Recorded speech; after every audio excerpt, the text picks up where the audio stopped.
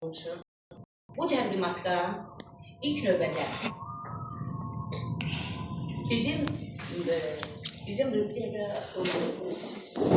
Nur Ocaq Ədəbi Poeziya Birliyinin şairlərinin növbəti biz hər dəfə kitabları çıxardırdıq, antologiyalarımızı.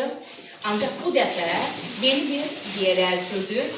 Bir jurnalı, Azad Qələm jurnalının bir nömrəsini bütövlüklə olaraq Nur Ocağı şairlərinə həsr edirik. Və bu bizim üçün deyərəm ki, şeiriyyət, ədəbiyyat aləmində ilk oldu ki, Azərbaycanda bir dənə qeyri-hökumət təşkilatının bir qrupunun bir dənə Azad Qələmdə təmiz şairlərin bircə nömrəsi verildi. Mən buna görə Nəcmə xanıma öz təşəkkürümü bildirirəm. Həqiqətən çox insan adamdır o da. Ona da burada olacaqdı, amma əksər oldu ki, hələ yoldadır. Və mənə bildirdi ki, gəlib çıxa bilmirəm, yolda qalmışam. Yoldayıq, maşın da biraz nasazlı oldu, ona görə çatacaqdım, amma çata bilmədim. Və sözümə başlamamışdan əvvəl bizə bugünkü bu təqdimatı şərait yaratdığı üçün Borçalı Cəmiyyətinə Ramiz müəllimə öz təşəkkürümü bildirirəm və onun burada təmsilçisi var, Səadət xanıma, onun mavini var, Səadət xanıma təşəkkürümü bildirirəm. Bugün bizim fevral ayında Nur Ocağı Ədəbi Poeziya Birliyinin şairlərindən ad günləridir və mən xüsusilə olaraq onları təbrik edirəm. Ayın 13-də mənim iki bacı qədər olar mənə əziz olan insanların ad günüdür.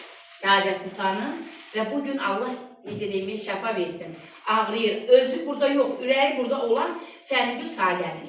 Hər iki bacının 13 fevralda ad günüdür. Səadət xanım, bilirəm ki, Sərgül olsa demişəm, sizi yaşadığınız ömür qədər sağlam bir ömür arzulayıram. Allah sizə ömür versin, gözəl xanım. Allah sizə ömür versin ki, yazın, yaradın, yaşayın. Bizlər də sizə baxaq, sizdən öyrənək. Siz həqiqətən insanlar insansınız. Və ayın 27-sində o, amma hamınızı dəvət edibdir. Gənciyə, hər kəsi dəvət edibdir ki, mənim gözüm üstə yeriniz var, dəvət edirəm, müəllimə, mənim adıma dəvət edir. Səlvi Baxışın ad günüdür. O dəvət edibdir və ayın 9-u bizim ən balaca sakinimiz olan Nəvəm Kübranın da ad günüdür. Yəni, Nur Ocağı Ədəbi Poeziya Birliyi adından çox sağ olun nənəsi. Hər kəsə, bax, o ad gün olanlara səmimi qəlbdən təbrik edirəm. Bugün burada özü olmayıb. Ürəyi burada olan insanlarımız da var. Bizim Türkiyənin Fransadakı səfiri, Makedoniyadakı diplomatı Məhməd İnankıl, bizim Rusiyada yaşayan şairlərimizdən Həvva Nazim, Qurban bəy, həqiqətən səhər-səhər hamısı mənə zəng edir ki, bizim adımızdan da salamlarımızı yetirin. Hər kəsə Allahdan can sağlığı arzulayıram. Bizim Ağdam bölgəsindən Rəşid müəllim var, Cümşüd müəllim var. Bizim Azərbaycanın qərb bölgəsindən, mən deyirəm, Gəncəbasardan elə Dəniz xanım buradadır. Sonra